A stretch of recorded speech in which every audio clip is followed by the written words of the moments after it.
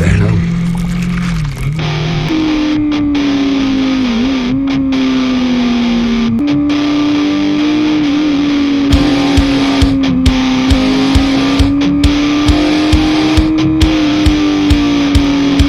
The secret side of me, I never let you see. I keep it caged, but I can't control it.